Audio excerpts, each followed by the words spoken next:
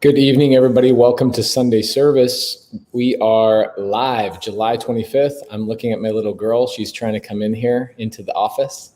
She sees her daddy and she wants to come play. The beauty of working from home and doing real estate is amazing. Today, we're going to be talking about the due on sale clause and how to handle it, right? Bye, baby. This is why I have a studio. This is an exact reason why I have a studio. Usually I stream downstairs, but we had a class in my house the last couple of days where we did about 15 hours of acquisition training for creative finance deals. And I moved a whole bunch of my stuff upstairs. So anyway, my studio is downstairs. This is my office where I actually work and get things done. And here's my computer behind me and all that. But today I decided to go live in here because it was just easier. I was running around the house. So anyway, welcome to Sunday service, July 25th. I'm actually surprised we have Cody Barton coming in here. Why would you be surprised? Sometimes the topic I like to talk about is a little bit, I'm passionate about it. And so I just keep cranking and you just sit there and you're like, yeah, Pace is an idiot. So anyway, guys, welcome. I'll be here. I'm here. Love it. So welcome to Sunday service, everybody. July 25th, 2021. Today's topic is due on sale clause, how to handle it, how to overcome it. If you missed last week's episode, we talked about what the due on sale clause is for a good amount of time. We talked about what are the things that could trigger the due on sale clause for a good amount of time. And because we are trying to limit ourselves on Sunday service to 45 minutes to an hour, we thought we would make this 2 episodes instead of 1. And so today, in today's episode, we're going to be talking about how to overcome the due on sale clause and how to avoid it in the first place. Those are the 2 things that we'll talk about. So let's get started right out of the gate. Cody, you remember the deal on Lost Dutchman Trail we had? The due on sale clause called on us? Yes, 100%. Did we lose that house? No, it did not get lost. It just had to be restructured. Right. So we restructured it, and this what the heck is the due on sale clause, Pace? There might be some people that didn't listen last week that are here. Like just a quick. In the quickest story format, you could do a what is the due on sale clause for people that are tuning in. Maybe this is their first time listening. I actually am trying to get better at not rehearsing things 25 times and try and actually point people to being an adult. Hold on a second. My daughter just thinks, well, Dad's not in the studio, so I can do whatever I want. Hi, what are you doing? Want to come see Cody? Come here, come say hi to Cody. You want to see your Cody? Everyone say congratulations to Pace and Corbin. She's going to be a big sister here soon. Say hi. Hi. Say hi, Cody. I love Cody. Look, I got 2 fingers. Look, I got 2 fingers. All right, go see Mama, okay? Daddy's working. Okay. So the due on sale clause, if you really want a 1-hour explanation of it, a good idea would be to go back to last week's episode where we talked about it for an hour. And we talked about what it is, what triggers it, et cetera. That would be the appropriate answer. But I will give you a 2-minute explanation really, really quickly. Perfect. Due on sale clause is where you take over somebody's home and leave the mortgage in place. And what do I mean by taking their home over? It means transferring the deed or the ownership from the previous owner into your name, but not paying off their debt. It'd be like me taking over Cody's credit card payments, even though Cody's credit card is still in his name. Okay, that is not a problem. It's not illegal. It's just that sometimes the home mortgage company will say, okay, this is like the funny thing about my wife. My wife is like, well, let's just let Corbin run around the house. Cody, you finish that off for just a second, and I'll be right back. Yep.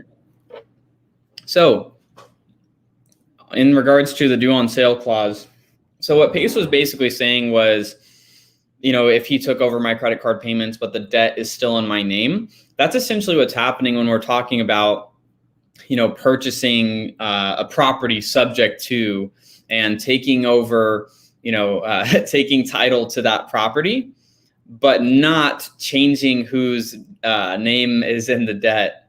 This is great. For anyone watching and not just listening, you get to see Corbin jumping up and down. This is so great.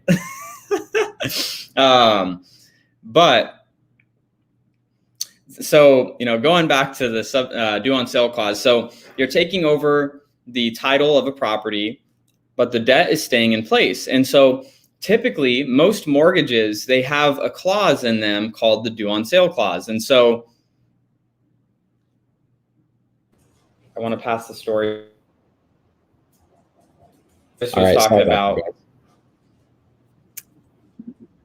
Wow, we're off to. I was just sharing with the due on sale clause how most loans have the due on sale clause in it. It means it, but within the due on sale clause, it says they may call it due. It doesn't mean they must call it due. Right. So what happens is the bank says, well, okay, you did not pay off the debt you owed to us, but now there's a new owner. So the new owner of the property is paying off the debt on your behalf. Okay, well, I'm fine with that. I'll just keep collecting payments. The reality is, we talked about this last week, is that most banks will never find out that you transfer the ownership. And if a bank does find out, the likelihood of them caring is slim to none. But it does happen. And so we want to talk about today how to prevent it and how to restructure it if it does indeed happen. Now, if you have the due on sale clause happen to you, here's a couple of things, okay? A couple of things is that the due on sale clause takes 3 to 9 months to actually go into effect. So when, let's say, a bank finds out that you transferred the ownership in a subject to transaction, the bank doesn't immediately come back and take the home back. They legally can't do that. They can't take your home from you.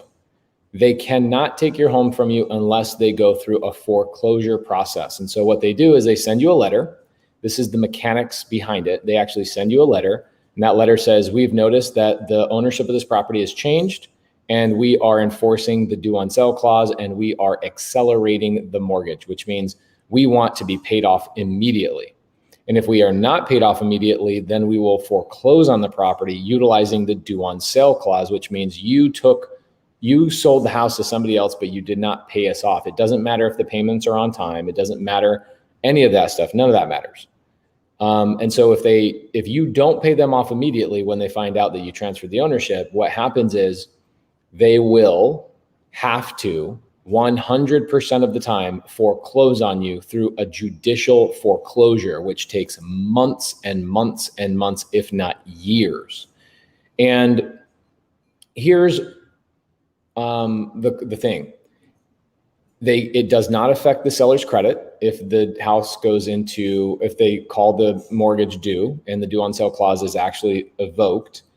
It does not cause any credit issues because you don't have any late payments. Okay. Will the bank call the due on sale clause if they find out if the property is listed on market? So Dana Wang, this is such a hard thing to really do on a podcast in 45 minutes, but that question is so layered with so many things I want to tell you. But the main thing that I want to tell you is, let's ask here's the appropriate question. How will they find out? Do you think that that also tells me that you didn't watch last week's episode, because we talked about this ad nauseum, is that the bank does not have the ability to find out about the due on sale clause unless somebody manually goes and searches the property. It is an arduous and tedious project or process for that bank to go in individually and find out if the deed has transferred to another party, because those records are actually at the county recorder's office, and the county recorder is not tied into some sort of database that the mortgage companies are, taking an algorithm and searching for the transfer of ownership happening all the time, nor do they even care. Their business model is to create new loans and collect payments. So if we start asking the question of, will the bank call the due on sale clause if they find out the property is listed on the market? The answer is no. First, they will not. Secondly, even if they did see the property was on the list, listed on the market, why would the mortgage company even be looking at the market and cross-referencing whether a mortgage that they've issued is being sold or not? Who at the bank, ask yourself this question, Dana, who at the bank, what position at the bank is doing that? Who at the bank? You walk into any bank, and most of these are really, really big companies with high rises and skyscrapers and even locations all over the world. You walk into any one of their locations, what is the department that is searching for the due on sale clause? They are such a big animal that the only objective they have on a daily basis is to create new loans. So would it be in their benefit even to have one employee searching for homes that they have mortgages on if they are on the market or not? Okay. Helping Hand says this is when land trusts come into play. We also talked about this as well. I believe land trusts, through the experiences I've had for years and the masterminds that we're part of and all the other people doing creative finance deals, land trusts are not helpful in preventing the due on sale clause. Let me repeat that one more time. Land trusts are not going to prevent the due on sale clause from happening. We have multiple friends that have had the due on sale clause called on them, even though they have properly utilized a land trust. And if you guys want to have somebody come on as a special guest who has had the due on sale clause called on them through a land trust to finally put that to bed, we will happily do that. But yes, it is a common belief that land trusts help you prevent the due on sale clause. They do not. Okay. So Steve Hall says, typically banks find out about change of address for taxes. Okay, great. So Steve, you're leading into my question even more. Who at the bank is monitoring this? Who at the bank is monitoring this, Steve? That's a really good lead in. I really like that. Okay, can you sell a home on owner finance if they lease solar panels? Cody, how many times have we done this? And how many times have we fix and flipped a property with solar panels? All the time. Yes, solar panels are actually very easy to handle, okay? James Ford says, remind us on how to deal with the insurance on the house. Not a problem. Here's the simplest answer is that I would go watch episode 1 of Due on Sale Clause because we talked about that for about 7 to 10 minutes. And I understand too, Sharita says, sometimes people are fearful of what they do not understand. Completely agree with that. When we first started buying subject to deals and doing creative finance deals, we too were worried about the due on sale clause, and we too were utilizing land trusts. And that's how we found out land trusts are basically worthless in this transaction. Land trusts are useful, but they are useless as far as it comes to preventing the due on sale clause, okay? And believe me, we've been through it. We've had the due on sale clause called on us, and we'll go through how we restructure that in a little bit, okay? So hopefully, Dana, that answered your question about will the bank call the due on sale clause if the property is listed on the market? Let me ask you, who at a bank is actually monitoring that, okay?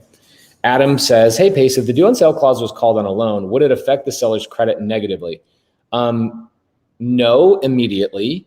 And if you don't know what you're doing, then yes. So let me answer the reason why it's no immediately is because the only way it can affect the seller's credit is if the bank actually pushes forward on the foreclosure and puts the home into foreclosure. But they don't put the home into foreclosure immediately. Usually it's 30 to 60 days before they actually go through the foreclosure process.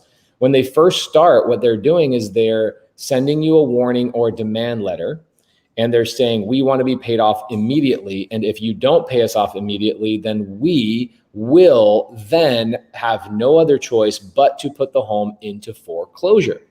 So for that time frame of 30 to 60 days, you have nothing to worry about. Now, if you're an idiot and you don't know what you're doing, then ultimately you'll say, oh my gosh, I don't know how to handle the due on sale clause. And you will ultimately have the bank forced to put the name or put the home into foreclosure, and then yes, it will affect the seller's credit. Okay, so hopefully that answers that question. So how do we handle the due on sale clause? Let's get into that, because what I'm finding is a lot of the questions that we're getting today are based on people that haven't watched last week's episode. So I'm going to try and keep myself on track so people that watch last week's episode get new value rather than us rehearsing things that we talked about last week for an hour. And I don't mean that condescendingly. I'm saying it very politely. I'm very happy to talk about it. The problem is I have an addiction to talking about everything. I love this stuff, and I love talking about it and teaching about it and all that kind of stuff. So when I see a question, I really, really care, and I really, really want to give you the answer, but it deviates from the topic at hand. So that is what I really need to focus on. Cool. Steve Hall says, great to keep on track. Yes. So Ben says, you ask a title company to sell a policy after you close and before. Oh, okay, cool.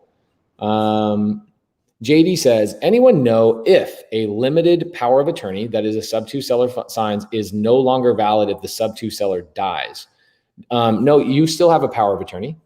Does death make power of attorney docs invalid? No, it does not, because your limited power of attorney doesn't mean you have the ability to make decisions for every part of that person's life.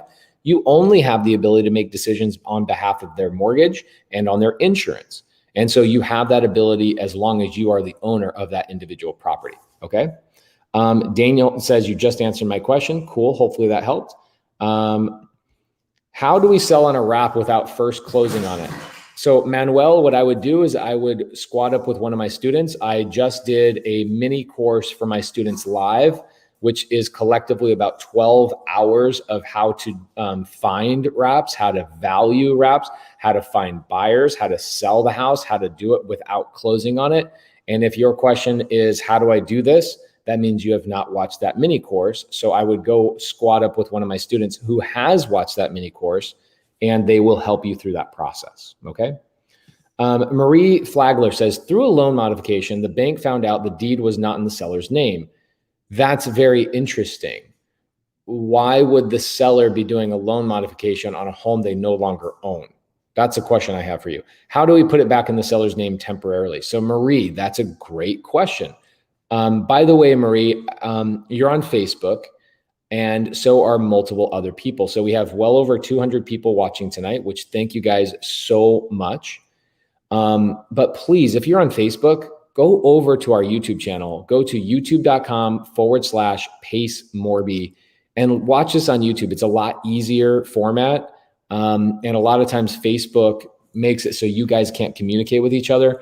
Also, let's look at it. We have the majority of people on this stream are in my YouTube. Okay. So nearly 80% of the people that are watching this right now are coming from my YouTube channel. So youtube.com/PaceMorby. So if you go there, you're going to have way more people to squat up with, way more people in the comments, way more people. So I'm going to continue to stream to the Facebook, but please go to the YouTube channel, because you'll be able to work with more of my students and work with more people that really can help you out by squatting up with you. Okay. Okay. What's up, Pace? That you can a statement of Bitcoin as proof of funds. Oh my gosh. I wonder if this is a riddle. Is this the Joker and he's sending me a riddle? I have no idea.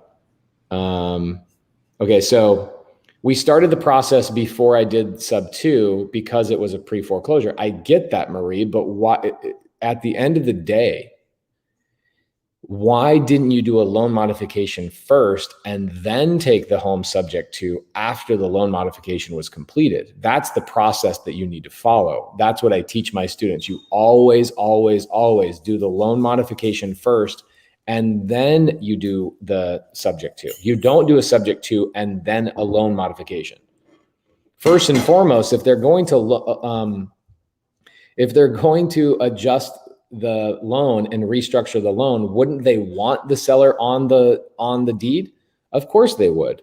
So if they found out about it, it's very simple. This is what you do. You do a quick claim deed. Write that down. Quit, like quit your day job. Quit your day job. Quit claim deed. Okay. So you do a quit claim deed. Very easy. You sign a quit claim deed back to the seller, and then you go take some education on never, ever, ever, ever, ever doing that again. If the homeowner is in pre-foreclosure, you do the loan modification first. My question is,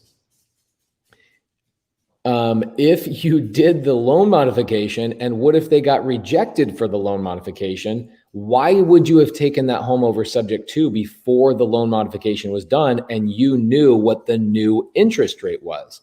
Did you know that through a loan modification that the home will have a new interest rate and new terms on that loan modification? Cody, do you remember a deal we did? We were in the process of doing, this is a long time ago, it was with George in Phoenix, and we get a subject to under contract. It needed a loan modification. And after the loan modification got approved, we canceled the deal because the interest rate went from 3.5% to 6.2% after the loan mod was done. Do you remember that? Yes. Yeah. No, I mean, that can kill the deal for sure. I mean, you never know what the loan mod's going to get approved to, because it's all based on the bank and what the bank's going to decide that they want to do with the loan mod. I mean, loan mods are great for the seller because typically it's going to lower the payment. Typically, but not always. They could change up the loan amount of years. They could change up the interest rate. They could change up a lot of different things with that. So what are you eating, bro? Tuna salad. Nice. My wife taking care of me. Yeah, Hayel made me food too. Some chicken and noodles and veggies and a bunch of good stuff. But yes, I remember that deal. That was in Ahwatukee, I think. So Marie Flagler says the attorney did not advise this. You should tell that attorney to come watch Sunday service because he doesn't know what he's doing. I'm sorry to say that, but a lot of attorneys don't know what they're doing, and it doesn't make sense. I mean, think about it, Marie. Why would the attorney advise you to take the home subject to before you knew what the new interest rate and the new terms and whether that you even knew? I know why. I know exactly why the attorney would suggest this. Cody, do you know why? I have to assume it's because the attorney will make more money doing it their way. Right. That's it. That's it. That's 100% it. First and foremost, they get paid to close escrow the first time, and then they get help. They get paid to help you through the loan modification if they are helping you at all, which I don't know any attorneys that help with loan modification. But thank you for the question. And I'm sorry, it sounds like I'm being critical of your attorney, which I am. Send your attorney a copy of this recording and tell your attorney he should call me, and I'll give him some free education that he didn't learn in law school. The only way you can learn this stuff is by actually doing deals and realizing that most of the people that give you advice out there are just trying to charge you something. So maybe your attorney should subscribe to the YouTube channel. Okay. Sources VIP says, chances are if they go through the loan mod, they will probably add the difference that's discounted to the end of the loan and that get taxed with a 1099. We've seen so many loan modifications get rejected, first and foremost. So now you're stuck with a home that has all these arrears and it's still in foreclosure, even though they got rejected on the loan modification. Then the second thing that happens a lot of times, most of the time actually, I've never seen a loan modification with the exact same terms as the loan was before we got under contract. So what we do when we get a home that's in foreclosure and we want to take it through a loan modification, what we do is we write in the purchase contract that we have the right to cancel on the subject to contract up until the point when we know that what the new loan is going to be, what the new terms are, and then we can reevaluate and reassess. And that is when the last time we did this, I'm sure Marie, hopefully she doesn't get upset and defensive. I don't think she is. Her Marie seems like she has the personality of very sweet and nice. So hopefully she understands I'm just trying to be helpful. I'm not trying to criticize that attorney, but it does bring up a good point. A lot of attorneys don't know what they're doing. A lot of CPAs don't know what they're doing. A lot of title companies don't know what they're doing. Let's be honest, 99% of human beings on the planet don't know what they're doing, right? They learn their very basic job, and they go to that job every single day doing the same thing over and over and over until the day they die. And they very rarely go above and beyond and learn something new. So, unfortunately, you've got to find good people to do business with, or you've got to link in or squat up with or learn from people who are actually doing deals actively and run into these situations so you can ask these types of questions. But Marie, it's a simple process. But unfortunately, if you paid your attorney to close that deal up front, and you actually transferred the deed into your name and did all that closing and all that title work and blah, blah, blah, blah, blah, all of that was a waste. In fact, it was not just a waste of money, it was a waste of time. And now you alerted the bank that you are in the process of a sub-2, or you completed a sub-2 incorrectly. Even your attorney did it incorrectly. And now you're going through a loan mod, and you now have to backtrack and start basically all over from scratch. So get a quick claim deed the property back to the homeowner. Now the homeowner owns the property again. And now you have to deed it. You have to do this all over again, but do it properly. Go hire an attorney that knows what they're doing. Go join a mentorship with a mentor that knows what they're doing. I don't know another creative finance mentorship that is under $25,000 right now, other than ours. But go find one. Eddie Speeds is really good, but I think he charges $50,000. There's some other really, really good ones that are like $25,000. Go join one of those mentorships if you don't want to join mine. Okay. But don't try and do creative finance deals on your own. Okay. Okay. So I bought 6 that way, and I'm catching these mortgages up. I got them all within a 3-month span. Okay. So Marie, that's amazing. But why aren't you learning from somebody who's doing deals? Right? Why aren't you doing deals with people who are doing deals? Right? That's why we have this show. That's why we do these podcasts, is so we want to cultivate a community of people that are doing deals with each other. Okay. It is a simple solution, but we do teach people how to take on foreclosure homes. I would say the majority of our sub-2s came from pre-foreclosures. When you say, Cody? Yeah, 100%. I mean, that was one of the best ways to acquire them. I mean, the challenge with the foreclosures are the type of seller you're dealing with in the first place. What are they going through? They're going through lots of financial distress. You have to deal with loan mods. You have to deal with extending foreclosures. You have to deal with weird title issues. There's a lot more issues that you have to deal with when you're acquiring sub-2s or, through free foreclosures as your primary lead source. So there's a lot of, opportunity with them, but you have to be able to, wade through the mud and get through some of those issues. Okay. So, Marie Flagler says she wants the house back. So this is a disaster. Can I just list and sell it? Marie, I already know every problem you're dealing with right now. I don't even have to know this. You are not in our mentorship, because you would not be dealing with one of these single problems at all if you were in our mentorship. That's how it would. I appreciate the questions. These are great questions, but you being in this stressful situation because you've been trying to learn for free, you're going to pay for this one way or another. Okay. You're either going to pay to learn from somebody who knows what they're doing, or you're going to pay to put yourself through anguish, turmoil, angst, anxiety, staying up at night, and bleeding money left and right because you didn't learn the proper way, which was always find somebody that's doing these types of deals and learn from them and then go take action. Okay. So I'm glad you're here. So here, what I would do is quick claim deed that property back to that seller. Unfortunately, you just said she wants the house back. So this is why you don't ever do what that attorney suggested you do. He's an idiot. And you can take a recording from this. Hey, attorney, my name is Pace Morby. My email is pacejmorby@me.com. You can email me and I will give you some free education. You are an absolute bonehead and you're giving people improper advice. And I want Marie to take this recording, clip it out, and send it to your email and let you know that you are a bonehead and you cost her a lot of money. You are dumb. So Marie, here's what I would do. That is a great idea. I would list the property, sell it, because you have plenty of time from the due on sale clause. I would list it and sell it because ultimately right now, The seller is all happy because you're solving her problem, but now she realizes, I want the house back. The market's appreciating, and oh my gosh, whatever it is, now you've already paid thousands and thousands and thousands of dollars. List the property and sell it. Okay, list the property and sell it.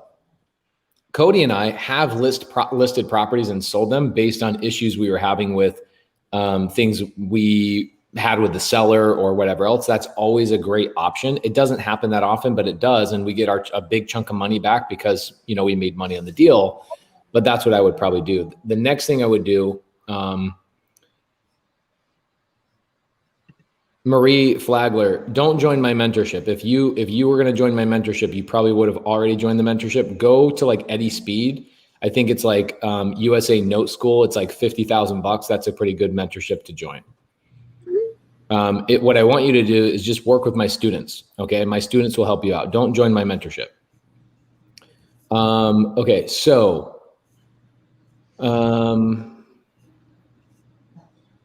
let's go through and let's talk about how to handle the due on sale clause. The reason why I spent so much time on Marie's question is because it's a great question. And Marie, I really, really thank you for coming in here.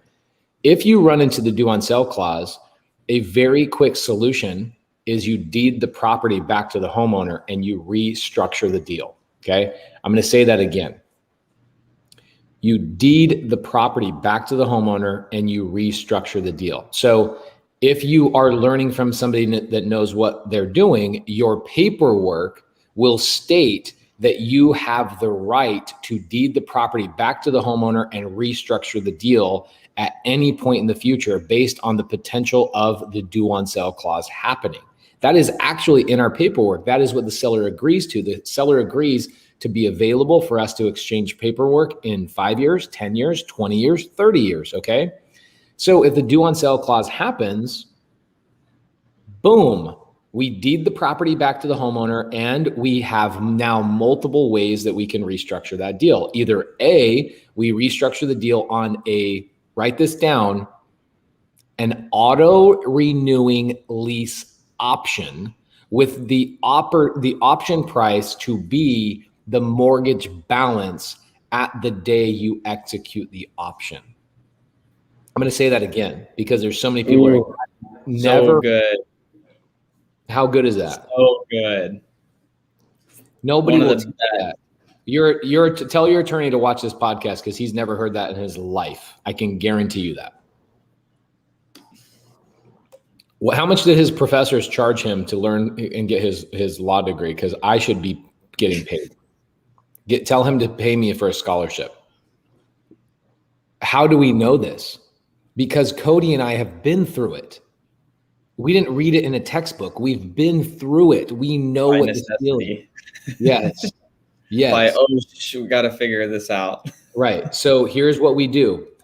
Due on sale clause gets called. This was the last time we did this was on Lost Dutchman Trail, right? Yeah. So Lost Dutchman Trail is the name of the street. We get a letter from the bank, due on sale clause. I've dealt with multiple due on sale clauses, so we didn't worry about it all. But this is the last time it happened. And I'll tell you why it got called is because it was in foreclosure. And we talked about this last week in previous episode. We broke this down a little bit more, why this got called due on sale. So I won't go into it too much. But the bank was a very small bank. It was Johnson Bank. They only have 6 branches. And when we bought it through foreclosure, we caught up the arrears, right? We caught up all the payments. We caught up everything. And we closed escrow too quickly. We should have closed escrow like 10 or 15 days later, but we closed escrow like immediately. And the bank, when they went back to reinstate the mortgage online and go do all their work, they noticed that the deed had transferred. So the bank, we called the bank, the president of the bank, and we actually spoke to the president of the bank. And we said, hey, president of the bank, we did buy this subject to, and we want to know what can we do to just stop this from happening. The bank manager says, no, we get it. We get a lot of people that buy our mortgages or these homes subject to with our mortgages attached. It's not a problem other than since my dad started the bank 70 years ago, It has always been the policy to call the due on sale clause on a home that has transferred ownership. It's just our policy. It's nothing I really can do. It's something that's in our bylaws and all of our shareholders and all that kind of stuff. That's what our laws are. And we go, okay, well, do you have any suggestions on how to handle this? And his answer was what we already knew. We already knew what the answer was because we had dealt with this multiple times. I'm going to tell you what his answer was. This is coming straight from the president of Johnson Bank, the bank that just called the due on sale clause on us, a very cordial conversation. Okay. The conversation was, well, you can always deed the property back to the seller and just buy it on an agreement for sale. So many people are like, what is an agreement for sale? Well, we've talked about that multiple times in previous episodes of Sunday Service. It's called an executory contract. I would be surprised if your attorney didn't know what an executory contract is. But an executory contract is where you take ownership of the property, but you don't transfer the deed. And then some people are going to be like, well, wait a minute. Isn't taking ownership of the property when you receive the deed in your name? So if I don't get the deed, then how do I transfer the ownership? Well, it's called an agreement for sale. It's a document that you hold that shows your ownership and your rights over that property. And you take that agreement and you record that agreement against the property, but keep the deed in the seller's name, therefore never triggering the due on sale clause. So that's what the bank owner told us, okay? That's what the bank owner told us. And we go, okay, well, we've done that multiple times. Is there anything else we can do? He's like, well, as far as I've been in this business, that's the only thing I can do to show you how to stop the due on sale clause. Guys, the bank told us exactly what we've been telling people. The bank told us to do that. Deed the property back to the homeowner, which we did. I think we gave him $500 just for his trouble because he was out of state or something like that. Do you remember this, Cody? Yeah, I think my wife dealt with this. $1,000 or something, just to I think he was low on money, so it helped him move faster. Right. That's right. Laura, my wife, who helps us out. Yeah. She was like, I'm having a really hard time getting a hold of this guy and getting him to take action. And we were like, throw him $500. Okay. So,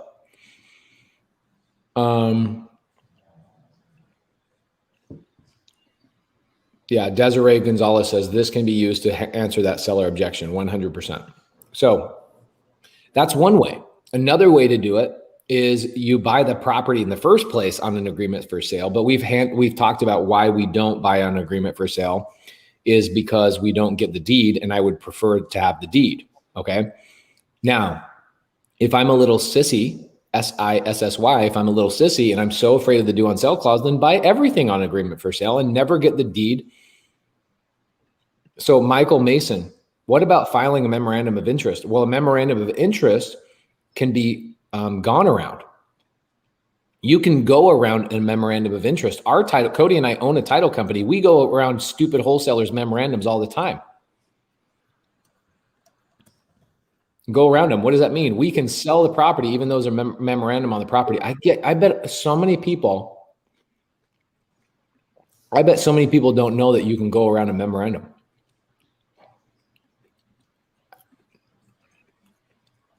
Interesting, huh? So no, a memorandum doesn't work. A memorandum you can go around a memorandum because wholesalers and people don't know how to file them properly. So we at title, we just go around them.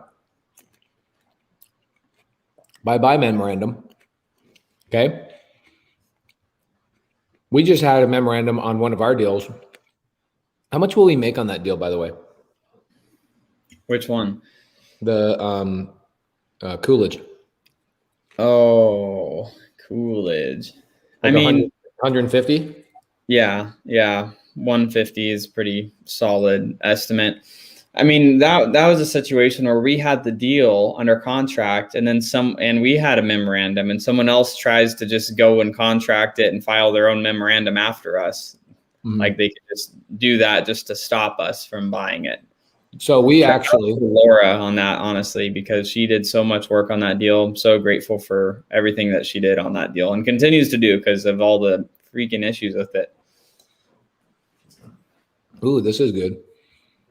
If you do an agreement for sale, couldn't you also file a note and deed of trust instead of filing a memorandum? Yes, you could. 100% you could do a note and deed of trust, which is essentially if you go that route, here's the thing. If you file a note and deed of trust, and in the note and deed of trust, you state all of these things, there's a lot of costs associated with this. So filing an agreement for sale against the property 100% guarantees a title company will not go around that. And you always, when you have an agreement for sale, will always have a note and deed of trust. But the agreement for sale is what guarantees that you have the ownership of the actual property, right? A note and deed of trust states typically that there's a debt that is owed, right? A note and a deed of trust. A deed of trust is another mortgage. People that live in a mortgage state and don't live in a note and deed of trust state think that note and deeds of trust and mortgages are different. They are not different. They are called different things in different states, but a note and deed of trust is a mortgage. It is a debt. So let me ask you a question. If I am buying the property on an agreement for sale and the deed is not transferring, what am I putting a deed of trust for? Who owes me a debt? Nobody owes you a debt. So putting a deed of trust in that situation would not actually work. What you could do is, I guess you could put a note, but who's the note and the agreement with? It's just all you're doing is duplicating the effort. What you really do is you take the agreement for sale and you record it against the property and it accomplishes everything.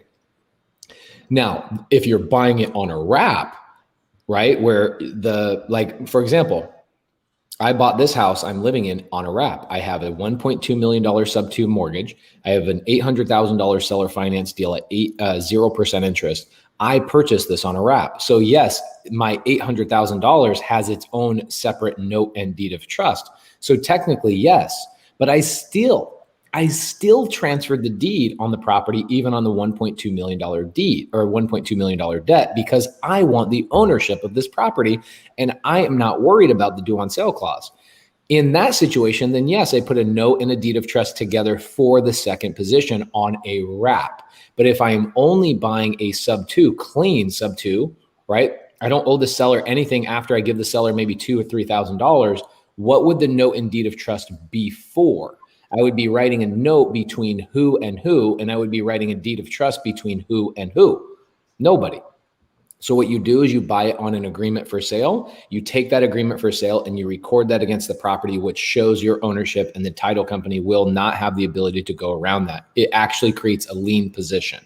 Now, the second thing, clouds title. The second way that we do this is we buy it on, this is the thing we said earlier, but I want to be really clear on this again.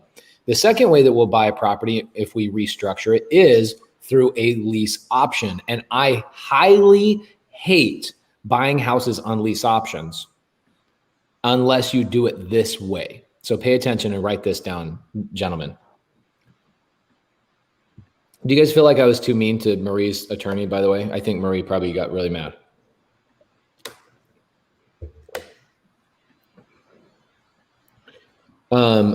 Marie, are you still in here? Are you mad at me still? Edward Johnson says, Pace, I know very little about creative finance. Should I just start watching all your YouTube playlists? Yes. I would focus on whole Sunday service. Sunday service, we've been talking about creative finance on here an hour and a half every Sunday for the last year and 8 months. So we've done 70 episodes, probably, something like that.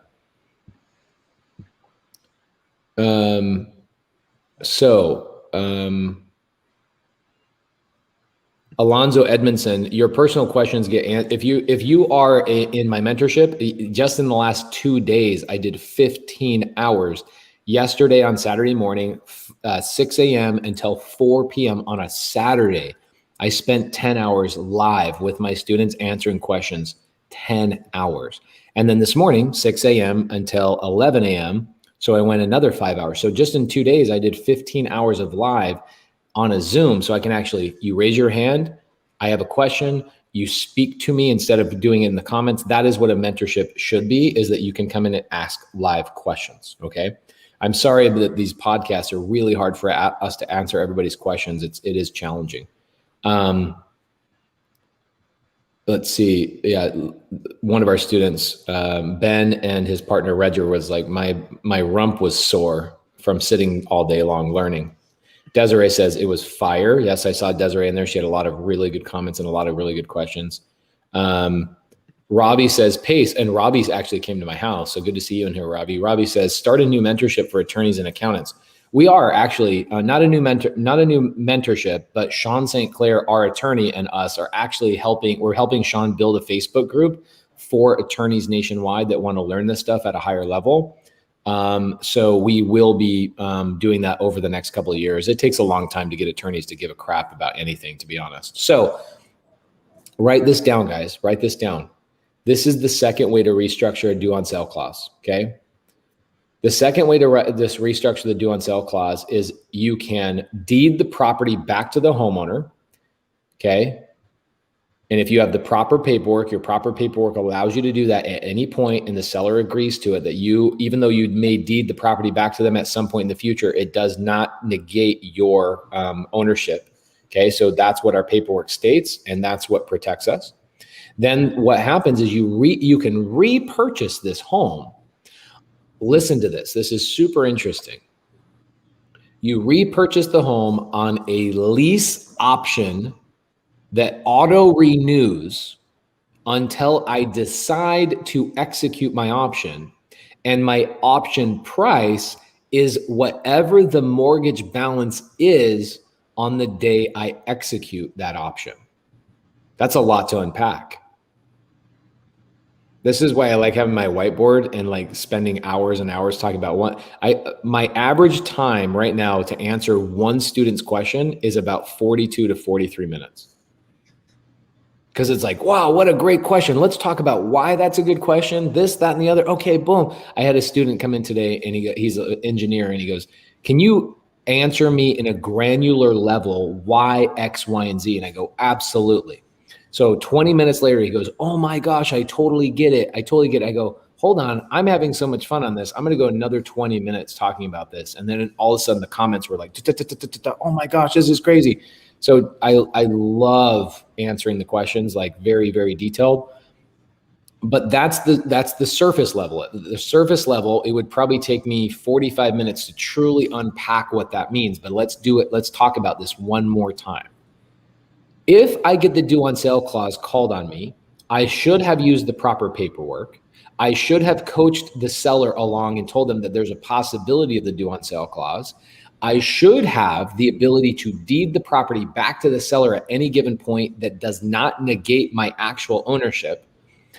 And then I have the ability to restructure the deal based on now the bank knows that the due on sale clause is happening, okay? Now, here's what we just said. I've deeded the property back to the homeowner. I now restructure a lease option that states I can lease the property for an indefinite amount of time, except leases do have to have a term. That's why we do an auto renewing lease option, okay? I can't just go 50-year lease. You can't do that legally. A lease by definition has to have a term. And so what you do is you do a yearly lease option with an auto renewing option. It renews automatically, okay? Renews automatically. That way you get around that law of leases have to be a specific amount of time. You then have the option price, whatever the mortgage balance is. You can actually write this in an option. Option price to be whatever the mortgage balance is on the date of the executed option. So I could sell the property, I could refinance the property, whatever we want. We could pay the property all the way off. On the last day of the mortgage, let's say the mortgage is going to pay off tomorrow for like $30 because I've paid 29 years and 11 and a half months. I just go, I'm executing my option and I pay off the balance. Or I could continue to just own the property. Like I could go all the way through and just on the day when there is no mortgage, I just transfer the deed. Boom. Now I have the deed. Easy. Okay. Now the challenge is with all of that is why don't we do that out of the gate, Cody? Why don't we just buy everything on an agreement for sale? How much did you pay in taxes last year? Let's talk about that. Zero, basically. Oh, Cody's very freezing. little. Yeah. Okay. Why did you pay very little? No, all the properties that we bought that we actually had the tax advantages, when you're buying subject to, or, buying on a seller carry, you actually are able to write it off. With the lease option, you're not technically the owner of the property. You control what's going to happen with the property, but you don't own it. You don't have the tax benefits. So that's a big reason right there. That's why we want to own the properties. That's like the lease option is a backup to still control the deal and not lose the deal, but it's just not the best case scenario for you as, getting the tax benefits. Right. So that's the thing is people will ask, well, why don't you just buy everything on an agreement for sale? Well, no tax benefits.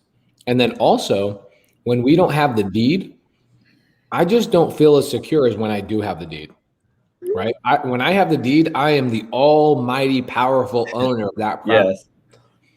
When I have the agreement for sale, I'm the kind of powerful, maybe have an issue, potentially, maybe in the future when the seller says, I'm going to contest your agreement for sale. I've never had that. I've never heard of it, but is there a possibility of that happening? Yes. But if I have the deed, the court's going to say, dude, they have the ownership of the property. But if the seller has the deed and they want to contest our agreement for sale at some point, now I feel like I have a little bit of an issue. So for us, we'd rather just get the deed every single time. And the reason why we talk about the due on sale clause so much is because, we have dealt with the fear of it in the past. And we want you to deal with the fear so you understand and make a decision based on your level of comfort. For us, I have zero fear of the due on sale clause. I want the deed 100% of the time. I don't want to buy on a land contract, agreement for sale, a lease option. I look at all these people that are learning how to acquire properties on lease options, and I'm like, LOL. Really?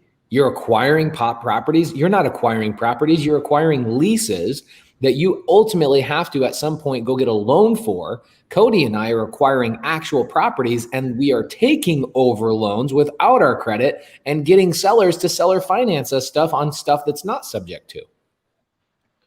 The reason I think people acquire on lease options is because it doesn't require a lot of negotiating, because you go, don't worry, seller, you get to keep the ownership of this property that I'm going to give you.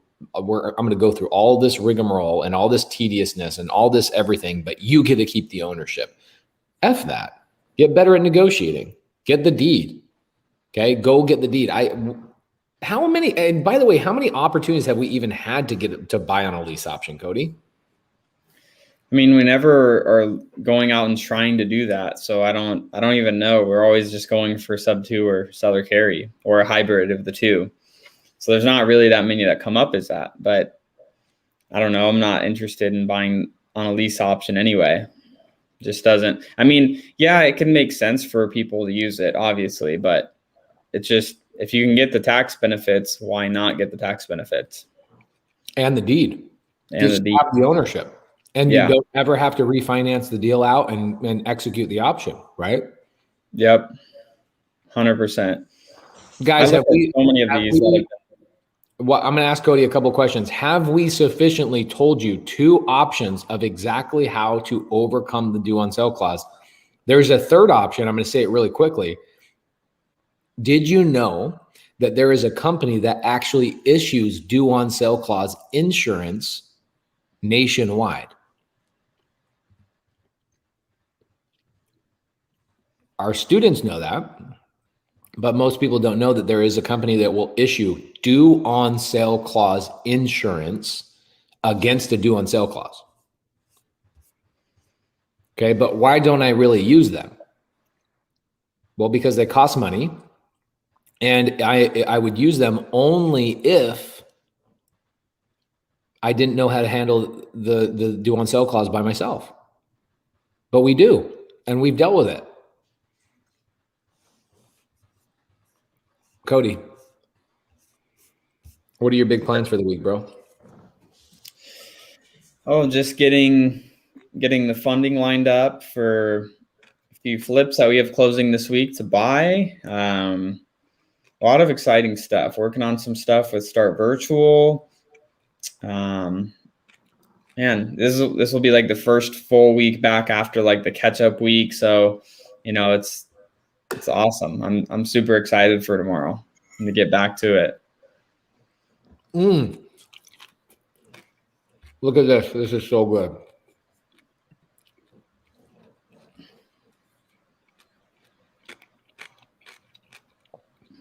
With the deed back to owner, what happens if the seller gets tax liens or judgments?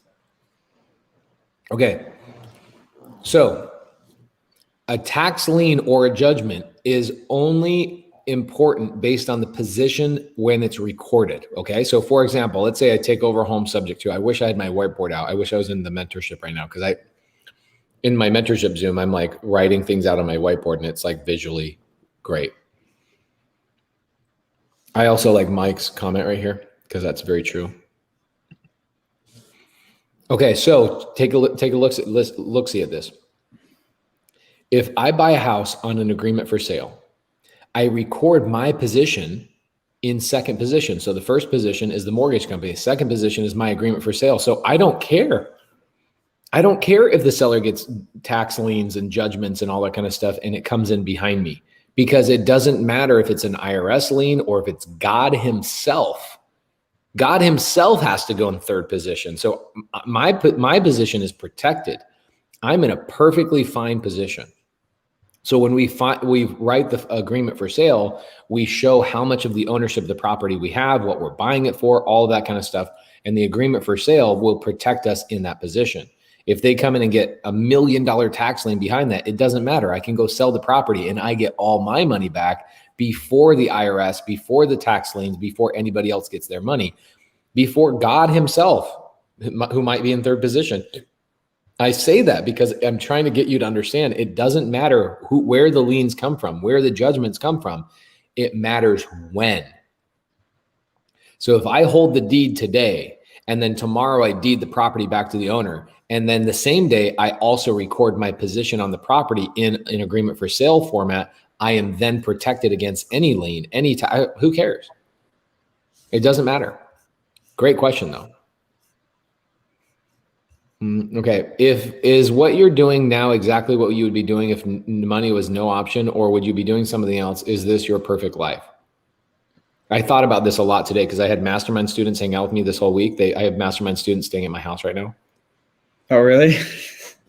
Yeah. And because I'm just like, you know what? Hey, if you guys are a couple of students, Chapito and Bruno, who have like 8 Start Virtual assistants.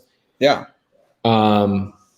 Check this out. Steve Hall says, IRS tax liens from our Uncle Sam don't take priority over any other lien holders. Steve Hall, not only those ones, but God, Heavenly Father himself, God does not take priority over a position. A position is, the importance of a position is when it is recorded, not who it is, not what it's for, but when it is recorded, the time in which it is recorded. Okay. Ooh, this one's good. Adam Quat says, one of my subject to sellers is suing me 2 years after I close on their property. They are trying to force me to sell the property. Have you been in this situation before? Yes, we have. And we had our attorney call them and handle it. Yeah. We had that on our Chandler property. Yeah, the one on, what was the name of the property? Mercury. We had our attorney get involved, and as long as you have the right paperwork, the right disclosures and everything, there's not going to be an issue.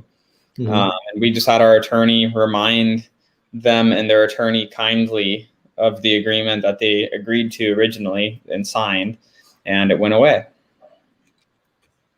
Mm-hmm. Okay. There was a really good question in here and I skipped over it. Oh, Aaron Leeds.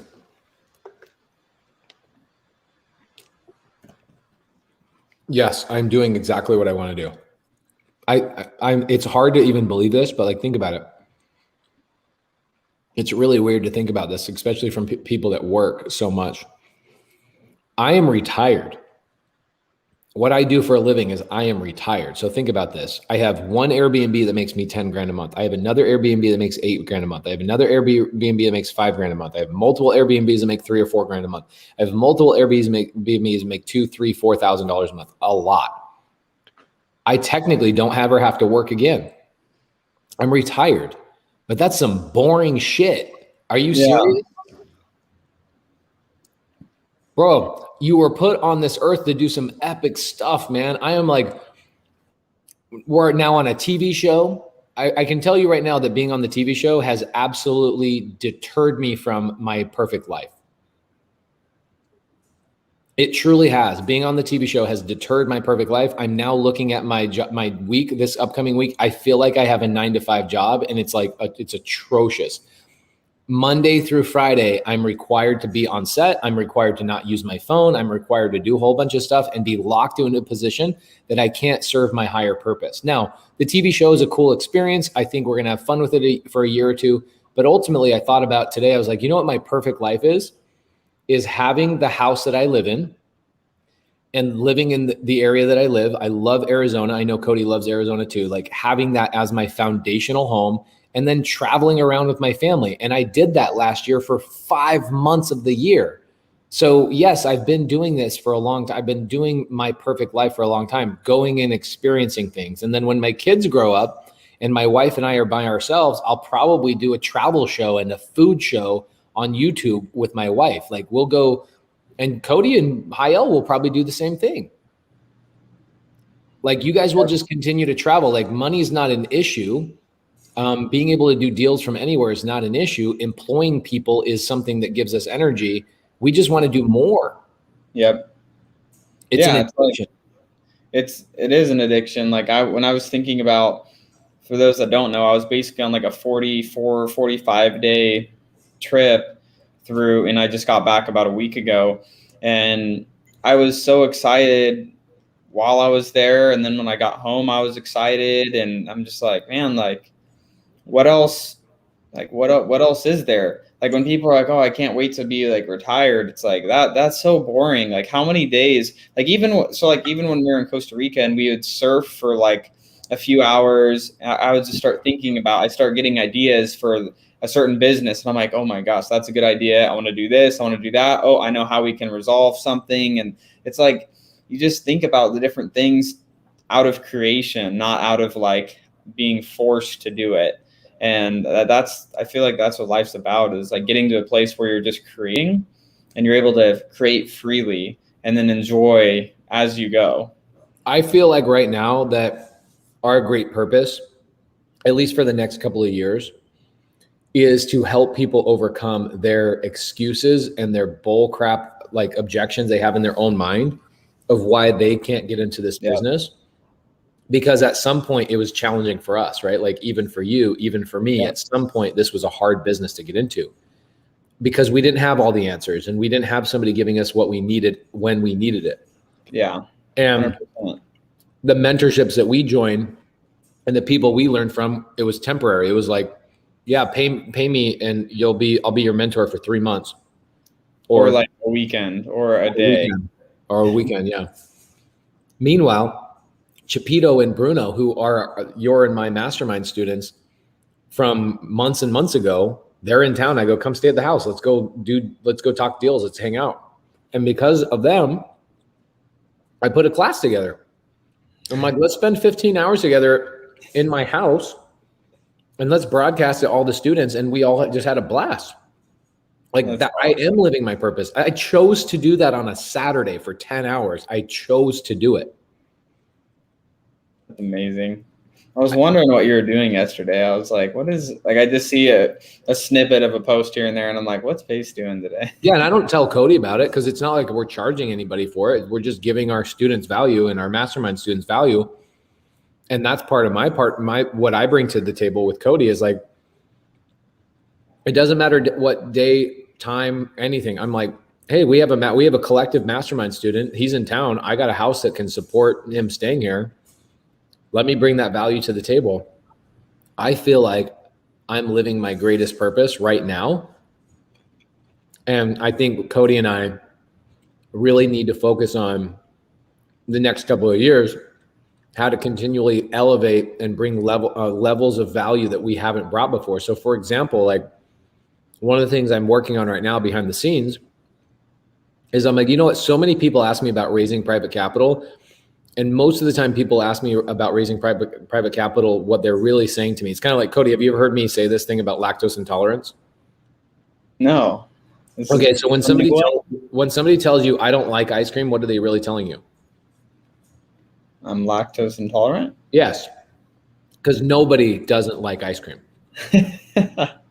You know what I'm saying? Like everybody likes ice cream. And if you say, oh, I don't like ice cream, you're an idiot and you're a liar. You like ice cream, you just have lactose intolerance. So just say you have lactose intolerance. So for me, when somebody keeps asking me questions of like how to raise private capital over and over and over, what they're really telling me is that they haven't even tried and they haven't taken action on it. So in order to force people into taking action, we have to physically show them how to do it. Okay.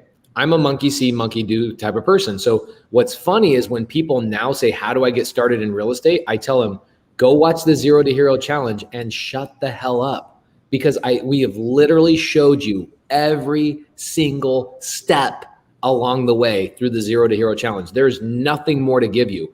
Nobody has ever done anything like remotely close to that. But here's what it doesn't show you. It doesn't show you how to raise private capital. It doesn't show you how to do multiple other things, right? So now even though the 0 to Hero challenge, by the way, if anybody's new, we are releasing 0 to Hero challenge recordings. Oh, by the way, I am going to be on Daily Dial. I'm going to be on my Zooms at 5 a.m. all week long this week. 0 to Hero REI.com. Go to 0 to Hero REI.com. We're releasing those recordings, I think in 15 days or so. Aaron Lead says, I feel like I need to learn how to be a better leader or business owner. I think I do too, bro, to be honest. I haven't figured it out. It never ends. It never ends. You always get to somewhere and then you're like, how do I do better? How do I do better? So how do I do better? You now have the answer for 0 to Hero. Now when somebody says, tell me how to start in real estate, it's like, here, like literally we just showed you how to do it physically. Literally. We didn't tell you, we showed you, okay? We have nothing else for you. That is it. 0 to Hero. Dude, we have nothing. The gas tank is empty on that, right? So then the next one is,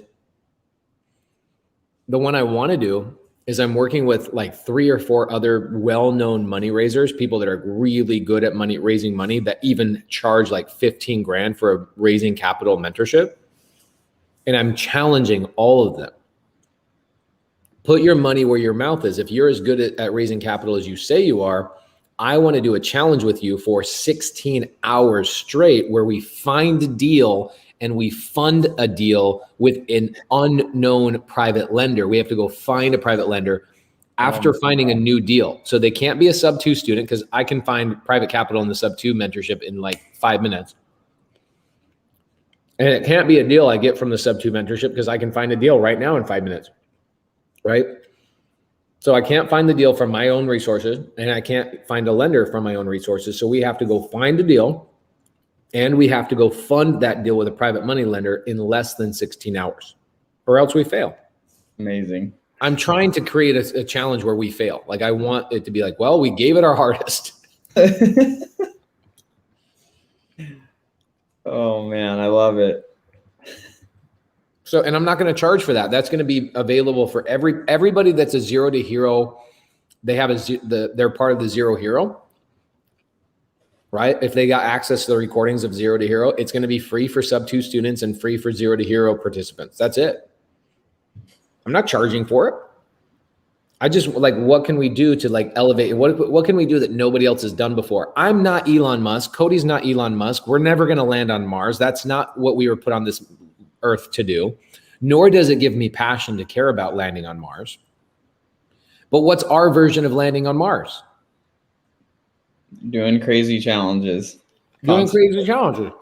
And maybe in 3 years, that's going to change. Maybe Cody and I will start traveling the world and doing a traveling show, talking about let's go buy random real estate in random locations using nothing but bags of rice. I don't know, but we'll figure something out.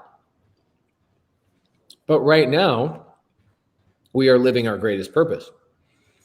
And we're helping out a lot of people by showing them things that nobody else is doing, right? So,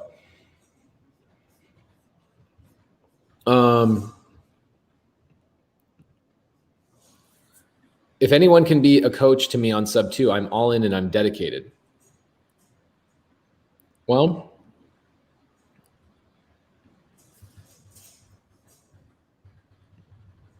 I think we're buying a deal from Crystal, right? We are. I think she was saying for the 16-hour challenge, you can't. Oh, yeah. I actually will. What I'll probably do is I'll kick Crystal out of the mentorship for one day, and then I'll buy a deal from her, and then I'll bring her back into the mentorship. But we are buying a deal from her. She's so sweet and beautiful. She's awesome. Gary, we close this week. Look at this. Gary says, Pace taught me how to raise private capital. You know, it'd be fun is if I employed a bunch of this. I'm like, how do I bring the students into this challenge, like the 16-hour challenge, right? I just want to continually do the 16-hour challenge. And why is it 16 hours, by the way? Well, because that's typically how many hours a day that Cody and I both work. So it's like, what's the deal? And I don't feel like it's work. We have so much fun every single day going from, sun up, sun down, coming home, working. It's like just so fun what we get to do every single day. We are living our life's purpose. Cody, let's say that you're making $100,000 a month, right? Residual. And you go, I don't want to work anymore. What would you do if work was not an option for you? What would you do? I don't know. I'd get bored. But couldn't you go to the beach every day and get sand in your ass crack 100 times? No, that would get boring. I would just volunteer, I guess. If I couldn't work, I would just volunteer and go help people with whatever and drive a bunch of exotic cars and do fun I think stuff. what you'll probably do is at some point in the future, let's say you guys start having kids in 5 to 7 years or whatever it is, you'll probably slow down a little bit, so you can spend more time with your kids and travel with your kids, kind of like the stuff that I do.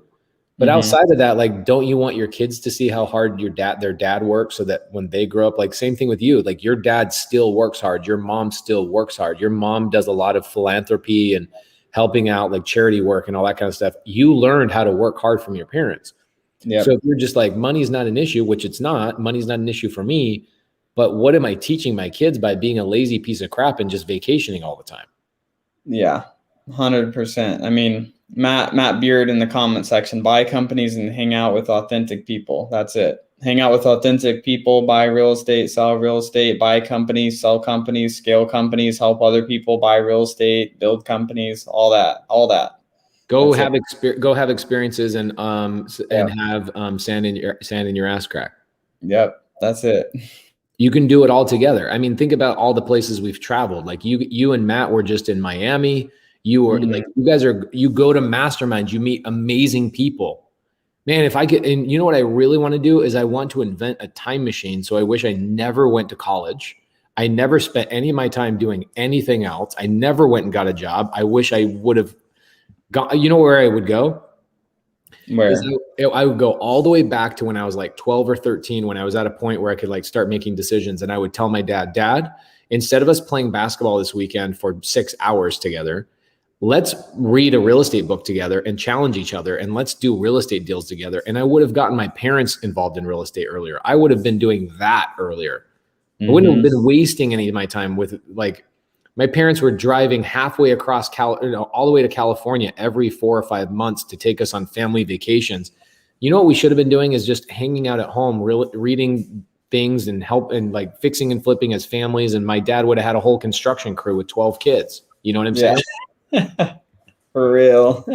So anyway, I like that one person liked my sand in your ass crack joke. That was funny. I struggle with limiting self-beliefs and negative mindset, and I think holding me back from being more successful. Aaron Leeds, I don't know what more to do for that, bro, for you, to be honest. I literally brought in Robert Allen to talk about fears specifically for you. And if you still have self-belief and negative mindset, it typically means for me, it's that I don't know. It probably means you're not consistent, and it means that you're not bringing enough value to other people. So that's probably what it brings down to, is that if you are, and where do you get your self-worth? Do you know where I get all my self-worth? I get all of my self-worth probably from the same place most people do, is how many people did I help today is where I get my self-worth from. My identity comes from the amount of people I can help. Cody, do you kind of feel the same way? Oh yeah, for sure. I mean, I know when I feel the worst is when I'm doing the least and helping the least. And when I feel the best is when like I'm helping the most, and whether it's helping other people in their business or people in our business or, you know, new hires in our business. I mean, that the more you give, the more you're going to receive back and give back to yourself unintentionally, but it's just what happens. Yeah. Well, we went longer than we normally do. So guys, we appreciate you. So many people watched us. Let's see how many people are on Facebook. I want to remind everybody. So guys, we have 41 people watching on Facebook right now on the Pace Morby Facebook. Please, next week, do me a favor. Go to youtube.com/Pace Morby and watch it there, because we have hundreds of people watching it on YouTube right now. We have like 230 people watching it on YouTube right now. And you're missing out on squatting up with those people. If you're in Facebook, Helping Hand says, can anyone share how much it is to sign up with Roger or with Pace? It's free to subscribe to my YouTube channel. Go to my YouTube channel and subscribe there for free, and stop worrying about joining the greatest mentorship on planet Earth. It's probably all booked out. Just go work with all the students, okay? And stop asking about the price of stuff. Go work with students. And we've given you the suggestions. We've told you to go work with each other, to squat up, do deals with each other. Go do that, okay? Go do that. Cody, any final words? Final words. If you are driving to work and you want to listen to the replay, you can find Sunday Service on Spotify and iTunes. So check us out on there. What's our topic next Sunday? Are we bringing Matt on? We're going to talk about Matt. We're going to bring in Matt Beard next week. Hell yeah. Let's do it. Guys, have a wonderful week. Happy Sunday. Guys, we will see you next week. Later.